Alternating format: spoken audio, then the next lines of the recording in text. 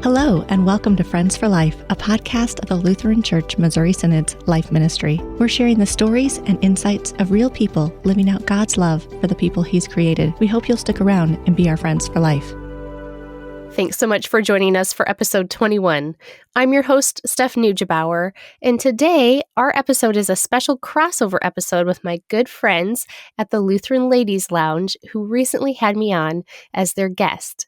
We talked about blizzards and getting stuck in snowstorms and life marches, and we laughed all along the way. I really enjoyed the time that we all had together in studio, so I hope you do too, and now you can take a listen.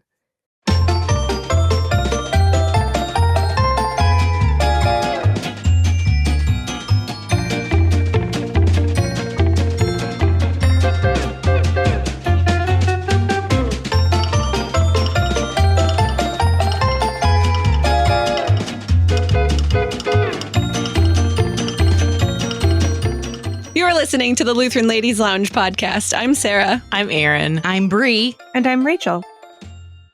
We have an adventure in Lutheranism today.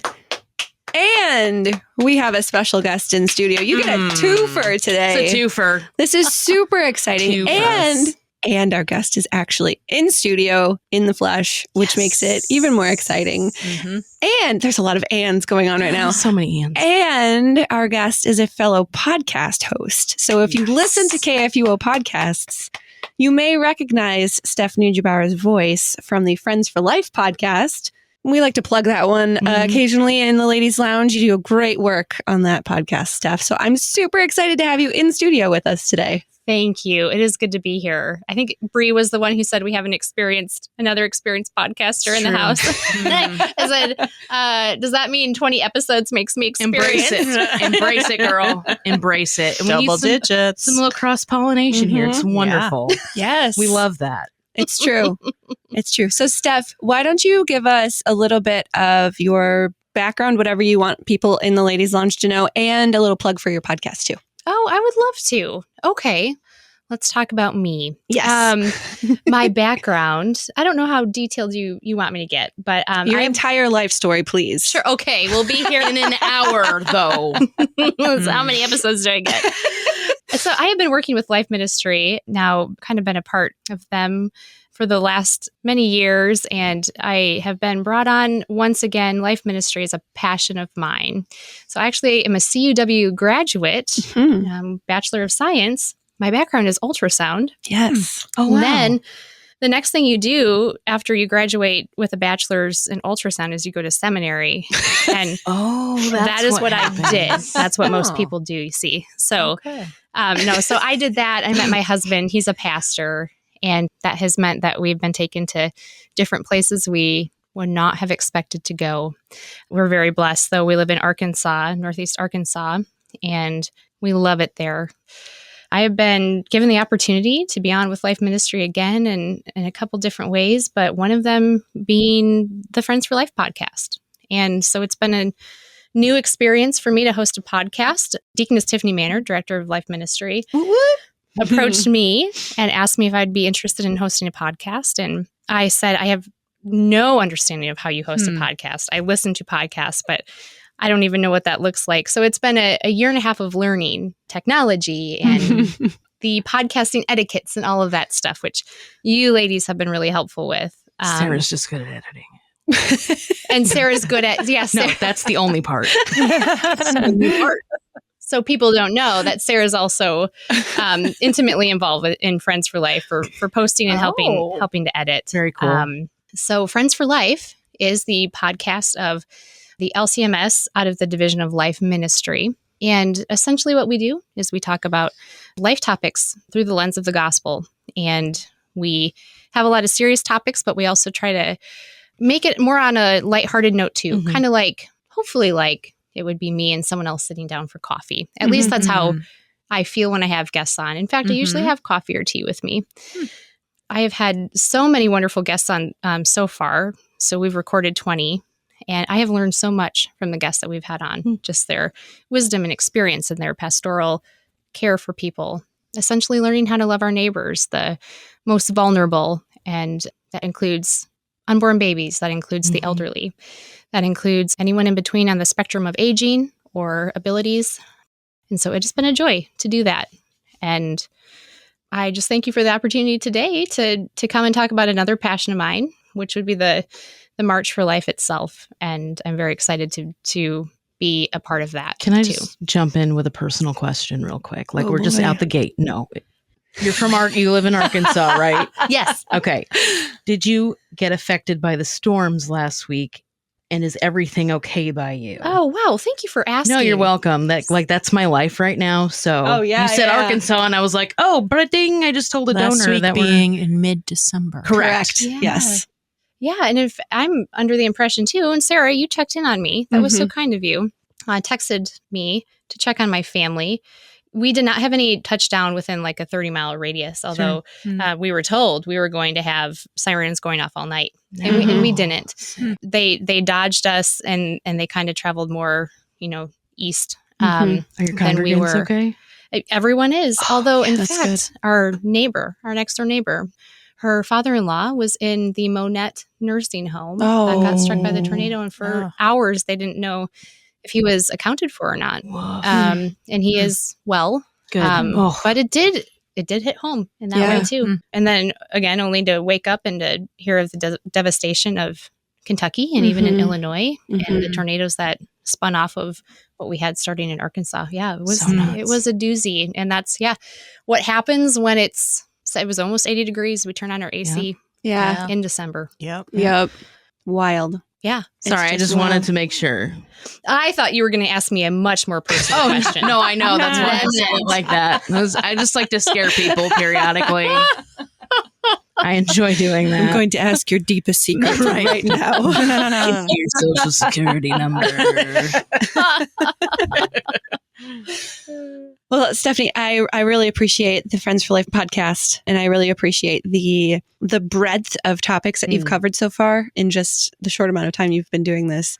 It's not just focusing on one thing or only talking about abortion or only talking about euthanasia. You were covering such a wide variety of things that are all encompassed in life ministry, and I think that's really important for people to kind of understand that life ministry covers almost every facet of our lives because it's all about the sanctity of life. And that is something that we live out every day in our vocations. Yeah. So kudos to you. We'll put a link in the show notes if people want to check out that podcast.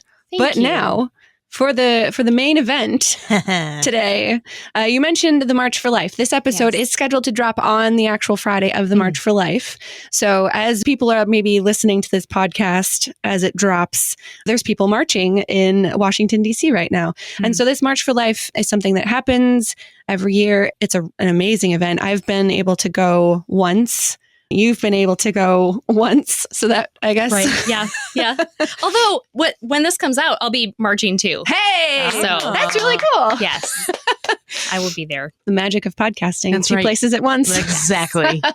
So tell us about what the March for Life actually is. Yeah, I would love to. So when you say March for Life, you might be referring to the March for Life in DC, the big national one. Although there are many marches for life across the country. And in fact, LCMS Life Ministry has 8 different marches they will be a part of across the country. Oh, wow. And this big one in DC is typically the one that we think of when we talk about the march. But there are different marches according to region and location. And the DC March for Life, so I have been marching in DC, and then I've also marched in St. Louis, march at the Arch, and then also at Jeff City as well. So capital of Missouri, right? Yes. Okay. Yes, we're good. It always seems weird. Jefferson City, it seems like it's just kind of out there. No one ever talks about it. Anyway, so the March for Life in DC is an experience unlike any I had before. I would love to give specific detail, but as a recap of the overall experience, I would say for me, it's a very joyful, peaceful, encouraging time. I would think, at least this was my perception before I even marched, that it was a lot of people making a big scene and not really being kind toward one another. And it's quite the opposite.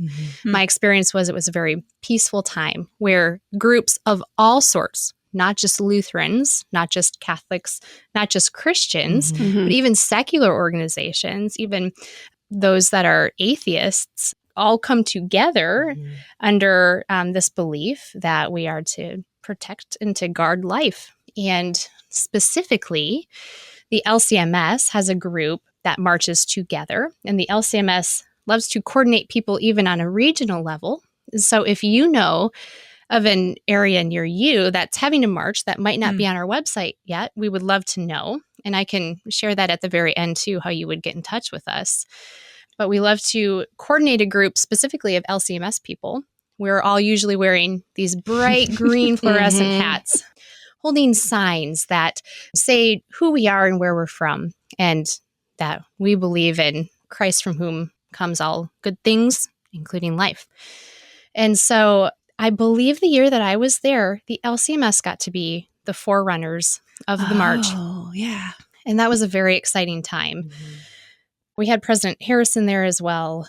And essentially, we walked the entire length of the route, praising through our liturgy, chanting hymns and praying psalms and singing, praying the Lord's Prayer. I mean, it was a very cool thing when you have Lutherans who are all using a common liturgy to be able to just from memory pray these words that the Lord has given us. A very encouraging time to know that we are not alone in our advocacy for life.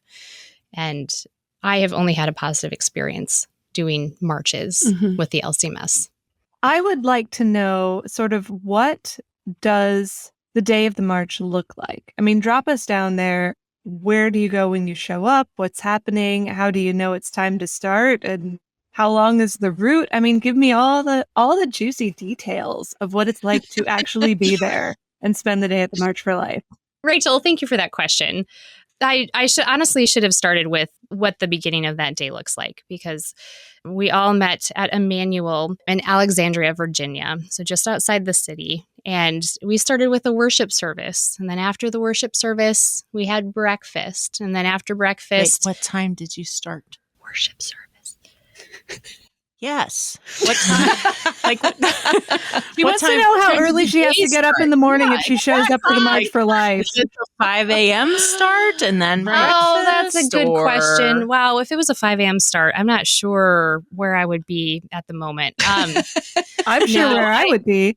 I don't remember what time. I mean, it was a normal time in the morning for us to have so it wasn't the divine crazy service. early. No, It was not crazy early. because the march happens in the like around lunchtime. It happens around lunchtime. Yeah, so it's not like a super early morning. Although there's so many people there. Sorry. You can tell the story. Yes. Well, so let me start from the beginning, which I should have started from before. A very important part of the day is that at a normal hour in the morning, maybe like 8:30 or 9. That's very appropriate. Right. That's Okay. very appropriate. Okay. Yeah. That's All right. It's reasonable.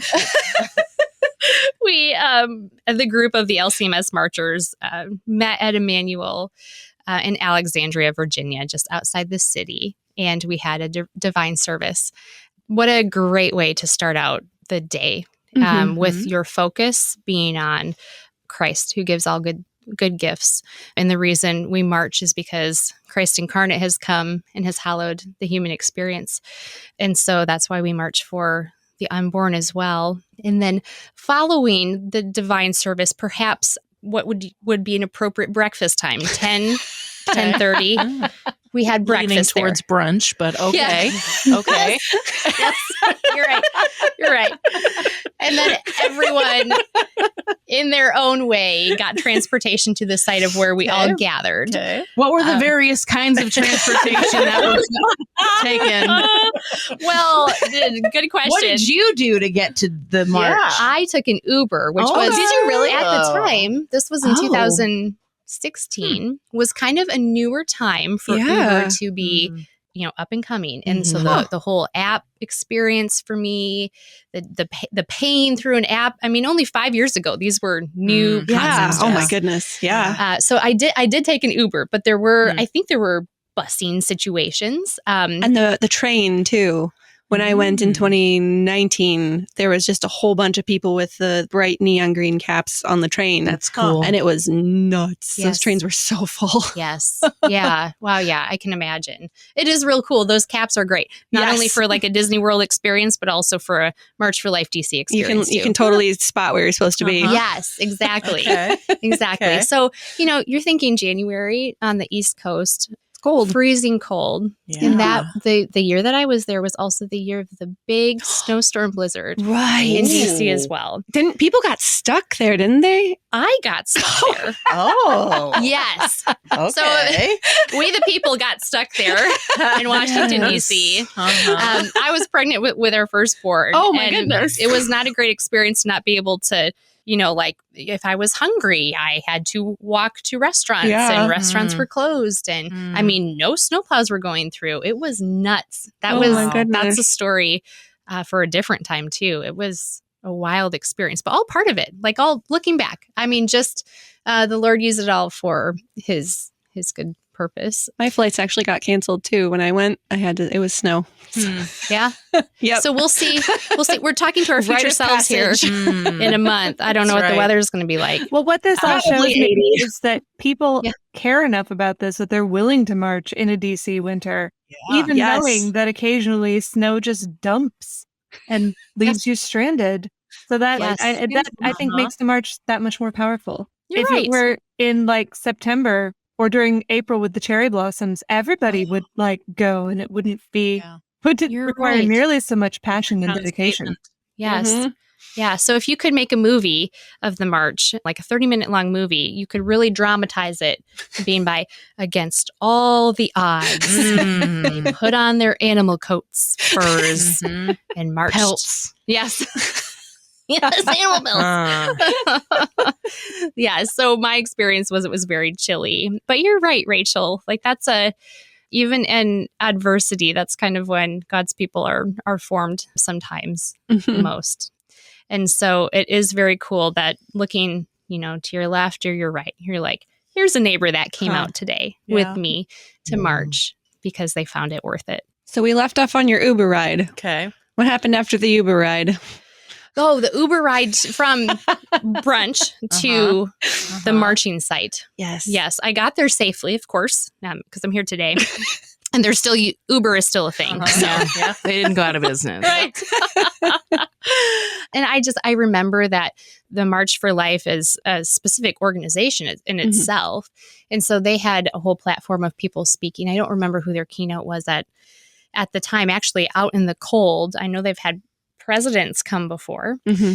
And we were able to kind of organize ourselves. We had Pastor Schurman actually was there that year for photography. Oh. I believe that our resident photographer from LCMS wasn't able to come out because of the blizzard, if I'm remembering correctly. Oh. Unless I made that story up, then that's a good story. That works in with, what we're talking about already. Anyway, so then you march for what would be maybe 30, 45 minutes. And you How long get to is the actual march? Like not time wise, sorry. Like distance wise, how is there a clear start and finish? Yeah, can I phone a friend? Ooh. And how many steps are going on my pedometer? A lot. I was not tired by the end of it. No, it's not super duper long. How many vitality points do you think I could get? You would doing that? probably get 15. Yes. It would be a full. It'd be a high intensity workout. It would be long enough, and there isn't you walk up the hill that the Capitol sits on. So you do actually have a hill to walk up. It's not like crazy hill, but it's not flat either. It is very cool that yes, as you end the route and you come in view of the Capitol building and kind of thinking like this is where the legislation comes out of, and something we pray for too. Our elected officials, our legislators, all part of our prayers that day, that God would give them wisdom and guidance and protecting our babies and our mamas and their daddies too, to be wise into salvation and to choose life for their children. Okay, That I sounds have from the official March for Life website. You said phone a friend, so I just started Googling. Yeah. Oh, you're my friend. Okay. Thank you. So the march proceeds east from the Washington Monument between 12th and 14th Streets on Constitution Avenue and ends in front of the U.S. Supreme Court. So we're looking half mile to a mile all told. It is so cool. And maybe you experienced this too, Stephanie. It is so cool to like kind of be winding your way through the streets of DC, getting to the mall, and then you walk up to the mall and all of a sudden there's just this sea of people. And like that was my first impression when I got there. I kind of knew what to expect. Like I knew there were going to be a lot of people, and this is pre-COVID, so like you know, big groups of people were still a thing, but just this massive amount of people that were all there. And it's almost overwhelming that like all of these people, like we're all here for the same reason, and it's just thousands of people. Yes. It's mind blowing. Yes. I've always had the impression that you're walking for hours. Yeah. Oh, wow. That would be a detriment to me considering, I think. Yeah. I was going to say. It was. I'm getting 5 points then, guys. I am not getting 15. That's like 2,500 steps for me. Well, it probably depends also on how you're walking, because a lot of times, like if you're in a group, you're walking up to the front of the group. Well, at least that was me with the media, so maybe that was different because we were trying to interview people, but we'd be walking back and forth I within tend the to group. meander. Yeah, So like nice. seeing who's out and like going to talk to people and then running to catch up with the group, and it's a whole experience. But yeah, it isn't super long. Okay. Okay, I was wrong. Actually, another website says it's 2 miles. Okay. 2 miles. That doesn't sound right to me. It says nearly 2 miles. That's But a you long know, it's a doable walk. Totally There is manageable. Citation needed. Yeah. Citation needed. It's fine. juicyecumenism.com, 7 facts about the March for Life that you should know. Haha. We'll put that in the show notes. Actually, it looks like an interesting article. What was your first impression when you arrived in your Uber, safe and sound? What was your first impression? Oh, I was overwhelmed. Like you had said, I mean, it's a sea of people. And truly, I think my first impression was, which I don't know why I didn't think about this, but I didn't. My first impression was, wow, Christians aren't the only ones who care about life. Truly, I was not expecting to see. And I mean, there were actual organizations that were something along the lines of like Humanitarians for Life or Atheists for Life. I mean, not kidding. These were actual names of organizations that shouldn't have surprised me, because scripture says the law is written on man's hearts. And it was an encouragement to me that you come together and you see this sea of people who's representative, honestly, of a very small fraction of who actually believes these things, because not everyone can get to DC. Right. An encouragement to be able to walk alongside other people and knowing that you're not alone. It can feel very isolating, especially when you consider, you know, I'm in my place and time. So Northeast Arkansas, you know, there's honestly not a lot of Lutherans in Northeast Arkansas. So that also can kind of feel a little bit isolating if you think about, you know, what you stand for and your beliefs. But then these kinds of things are a reminder that we're not alone. And the church triumphant is there, you know, with us and in agreement of what our Lord has said about life. And then not only the church, but then also, wow, other people think this too, and they don't even know Jesus. It can be kind of a one-sided, you can feel like it's a one-sided argument, especially from what you see on media or can read in the news. And the other sad thing is you experience this overwhelming event of thousands upon thousands of people, and there's no media coverage of it. That's kind of stunning. It's kind of anticlimactic. There's almost kind of like you finish the march and you get home and you're like, whoa, there's no national commentary on this. But that's kind of part of it too. And I think that by all other measures, we're not winning. But as long as we proclaim Christ, the gospel, and Him crucified, the church is doing its job, and it must remain faithful to that message. What does it look like then when you leave the mall? You go through all of the speakers, and then you start walking along the path. What are the things that you're seeing and hearing and experiencing on this? What did we determine? 2 mile walk from the Near mall. 2 miles. It's a mile. From the mall to the Supreme Court. Yeah, the sights and sounds. One thing is that there are maybe what we would call counter protesters, although I don't It doesn't feel like, at least what the LCMS is doing is a protest. I would consider it more of a peaceful advocacy and just a confession of what we believe. It's a demonstration. But alongside, there are people who are sharing the opposite message. But not only that, are saying it in a way that's truly disgraceful, very distasteful, and that's saddening. So you have this one experience of marching kind of like on this straight and narrow path, and then people along the sides, of course, knowing and anticipating that you're coming, are there to kind of push back with the opposite message, and truly, without getting overly spiritual about this, it does feel like the forces of God and the works of the devil himself are at odds in a very real way that day. And that feels very powerful too. But you know what's really peaceful is seeing pastors amongst you. And I just find a pastor and a clerical, even like with a coat over, to be so comforting. And I'm marching, right next to several pastors and, of course, lay people as well. But to be led by pastors who are reciting the liturgy, who are saying psalms, who are leading us in prayer, there is some real pastoral care going on at the very same time as well. And from a marcher standpoint, I don't remember hearing a lot of noise other than the stuff we were saying. Wow. Even people, behind us who were marching with us.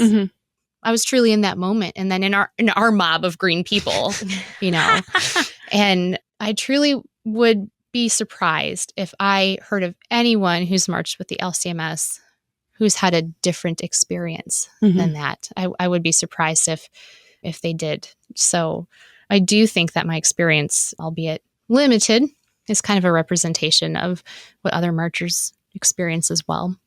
Yeah. So you said there's not a lot of noise aside from, the psalms so it's surprisingly quiet. Is that what you're saying? Well, like for all the people that are there? Experiencing it is one. And I was in the middle of the mass of the LCMS. And I don't remember, although I'm curious if we had a videotape of my experience, if it would have been incredibly noisy. But that's not what my takeaway was. Okay. My takeaway was it was this just a cappella group of people singing. Yeah. And then praying the Lord's Prayer and reciting Psalm 23. I mean, for me, it wasn't an experience where I had to come home and not listen to anything for hours. So someone maybe positioned differently, like on the outer edge or the inner edge, maybe a different feel for them.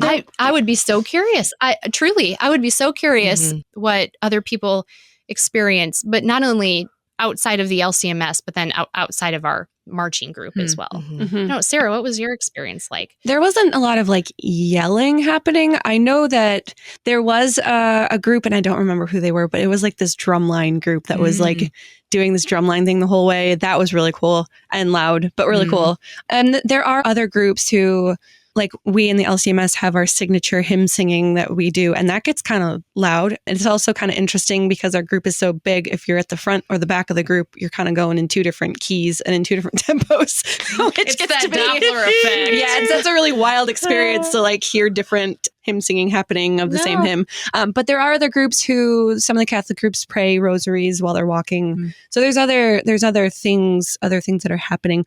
But you're right, it is all very uplifting. It's all very joyful.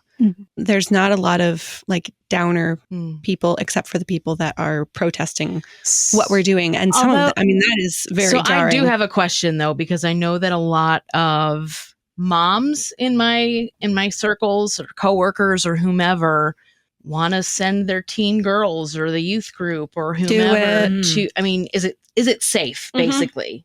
My kids got the chance to attend with their youth group from Missouri. Actually, they were coming out. We were living in Virginia and they were able to connect. So I had two teenagers that I entrusted to their youth group friends for the March event. And they came back so energized. Yes. It was a wonderful experience. I'm wishing that I'd been able to go with them. I've only been once when we were living in Washington, D.C., when I was 14 years old. We went to the March for Life on the 20th anniversary. Oh, cool. And I'm going to have to say, outside, I went with some Catholic friends that time. And so I was not in the LCMS bubble for that experience. And it was noisy. It was very noisy. And yes, there were so many different people, all of them gentle but passionate. I don't think I've ever seen so many habited monks and nuns in my life, which is a cool cultural experience right there. Yep. I do remember, though, you said no yelling. One of my clearest memories from this experience years ago was just people yelling out, "Hey, hey, ho, ho, Hillary and Bill have got to go."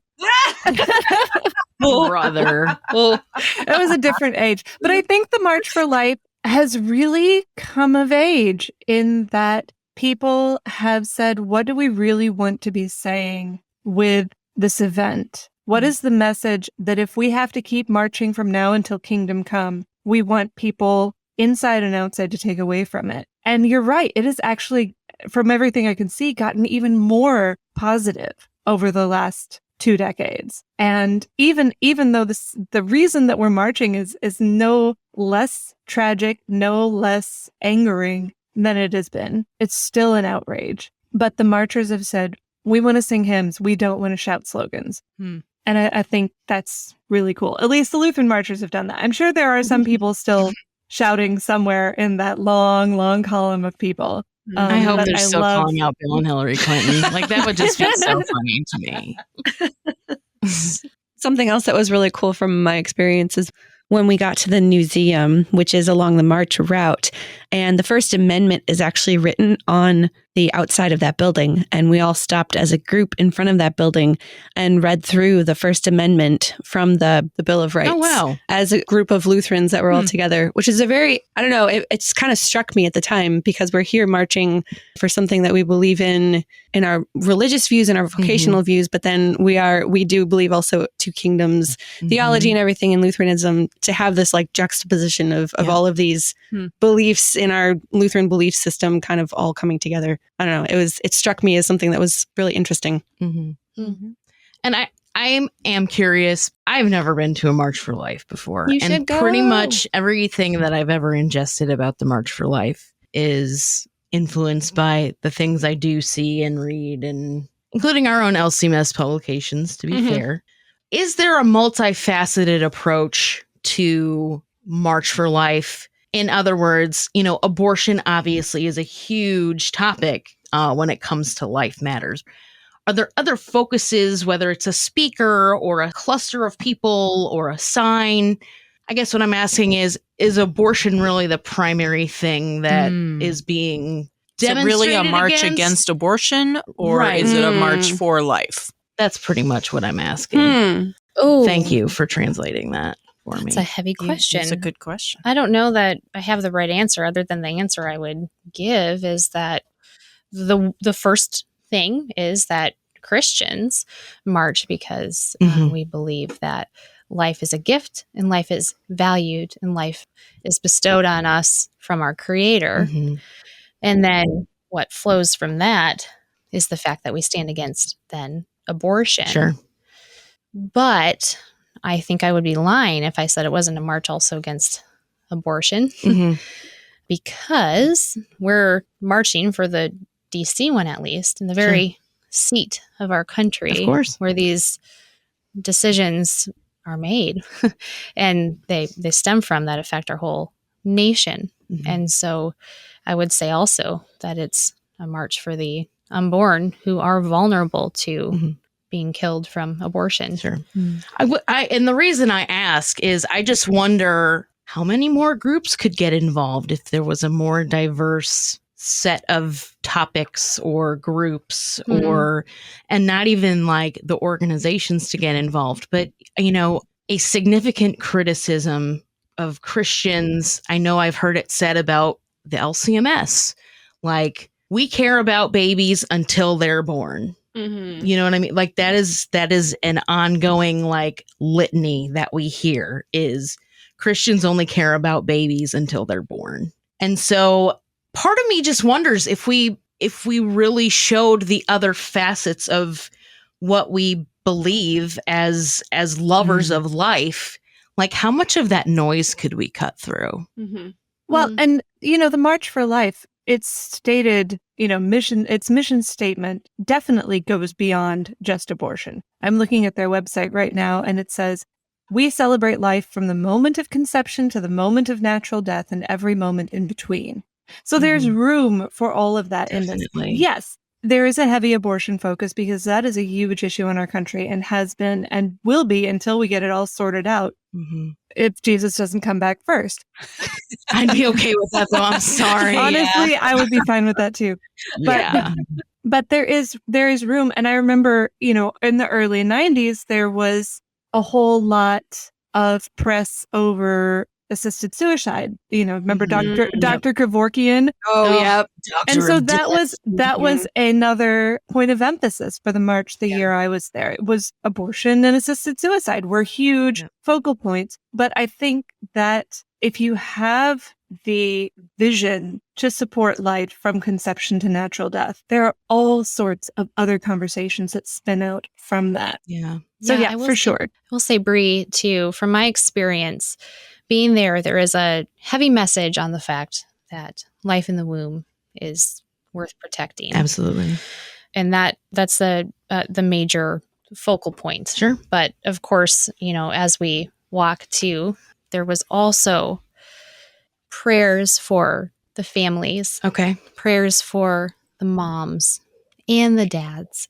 And I do think that's something that the church is, maybe I should just say specifically the LCMS, is starting to recognize too. And always have, just tweaking our messaging to be as truthful as we can. Yes. And so we know that this issue, of course, is not only about babies in the womb, but also, I guess, in response to maybe some critics out there who just say the church just cares about unborn babies and then not afterwards. I would say from my experience and my presence there, it was very much a very, holistic approach to the family, the way that God has intended, and, not forsaking the mom and the dad. And I do think too that it's become pretty common, especially in pregnancy centers, to really focus on mom and baby. But I think the church is starting to realize too, we need to be praying for these fathers. We need to be thinking of how to care for and equip them to step in and care for life as well. Agreed. You're going to get to go this year again, Steph, right? Yes. Yes, I'm here as we speak. Looking? Oh, yeah. Right now, here we are at the march. Say hi to everyone. Will do. Everyone. As of December 17th, if you can think back that far, what were you most looking forward to in this experience? Oh, I remember. Are you doing it right now? I love that question. December 17th. Let me think of my December 17th self. Got it. What am I most looking forward to? I'm most looking forward to the fellowship of being with other believers, specifically my own church body. It's awesome when Lutherans get together, and I don't feel that way only about the march, but, when we have conferences, conventions, gatherings, all that stuff. Yeah. But, a reminder that it's the foretaste of the feast to come. And we have the fellowship in the beginning of being in the sanctuary for the divine service, being fed with the Lord's body and blood, being fed with the words that give eternal life. And then kind of being sent forth from there, being sent forth from the sanctuary of the church out into the world to proclaim the good news. That is what I'm looking forward to be amongst other believers. It's a really powerful thing. And like you said, Rachel, people who go there come back energized. And it's a great thing for youth to be involved in. I would suggest that for any youth group near any parts of DC. But we have youth groups that go from all across the country to Washington, D.C. Yeah, I got to interview some they're not kids, teenagers, youth from the youths from my high school in Michigan who actually were at the march. So I was able to talk to some young people from my high school, and that was really cool to get their experiences and to talk to them about what this meant. I didn't have that opportunity when I was in high school there. They may have gone and I just didn't go. I don't remember. And it makes it very real to be around all of these people, Steph, when you're talking about the very real experience of like forces of good and evil against each other. When you see the protesters and see the things that they're legitimately angry, that experience makes it very real of what we believe and kind of solidifies these things in you as something that like, yes, this is what I stand for. And yes, I am standing on this. There's sometimes when we have these beliefs and we hold to these truths, but we don't really embrace them. Mm-hmm. They're just like, oh yeah, of course I believe that because I'm Lutheran and I believe the confessions. And yes, of course, yes, I'm a part of this church. But then you experience something like this and you see what the world stands for versus what we stand for. And that makes it very real and definitely solidifies beliefs that we have. Yeah, I would say too, just to sum up the experience, particularly for younger people, it's a very formational experience. Mm-hmm. And not that one should go there to be changed. I think that's a secondary thing, though, is that just kind of like anything that has some hardship with it and some sacrifice, and also realize that you're in a battle that's worthy of praying for and proclaiming, that it forms you. And that's all good stuff. And, you know, when people are gathered together around God's word and the gospel, and when they're gathered together in prayer, that is worthy of the angels in heaven rejoicing. And so I can't wait to be there. I love being here in DC. Just as a plug, I want people to know how to get in touch with LCMS Life so that if they know of regional marches. Like I said, LCMS Life Ministry is currently involved or will be involved in 2022 in 8 marches across the country. Wow. But there are others that we may not be aware of, or may not be aware of LCMS groups coming together. And so we would like to be. And those people can email us at lifeministry@lcms.org, not only so that we can help promote the event, but also that we could send materials like our fluorescent hats to them, signs. We would love to be able to then, of course, promote it on our website, and people can go to lcmslife.org to get info on marches and resources for the marches that they plan to be a part of. Fantastic. So LCMS, wait, what did you say? LCMS? So the website is lcmslife.org. Okay. The email address is lifeministry@lcms.org. I was gonna. You should probably put those in the show notes. I should succinctly wrap all of that up, and then I completely forgot what you had just said. It's definitely Friday afternoon. When you have a ton of acronyms just mashing up together, it's hard to keep track of. Yes, too. ma'am. So we will put all of that information in the show notes, how people can find LCMS Life Ministry, how they can email you, and how they can find the Friends for Life podcast as well. Yes. All of these great resources from LCMS Life Ministry. I forgot I did that. Oh, right. I host a podcast. I forgot. It's just my evening gig. Yeah. Thank you so much, Steph, for joining us in studio today. This has been really fun. Thank you. You guys are a blast. I wish I could do this more often. Yeah, it's so much fun. I'd love to just be here more often. You are welcome anytime, friend. Oh, thank you. That's Thanks, guys, for having me. We like having friends on the podcast. Ladies, like friends. We like friends. We like friends for life. Friends for life. That's right. And also just friends. Also, yeah. And friends for life. And friends. Ladies, if you've been to a March for Life or you want to share stories, you can always do that in our Facebook group. We would love to hear your own stories and experiences and all these things. You can join us there, the Lutheran Ladies Lounge on Facebook. You can also follow us on Instagram at Lutheran Ladies Lounge. You can share your photos. If you went to the DC March this year, you can totally share those photos with us. Tag us at Lutheran Ladies Lounge and we'll share them into our story as well. You can find all of our podcasts at kfuo.org/Lutheran Ladies Lounge or on the KFUO radio app, or on your favorite podcasting app. You're listening to the Lutheran Ladies Lounge podcast. I'm Sarah. I'm Erin. I'm Bree. And I'm Rachel.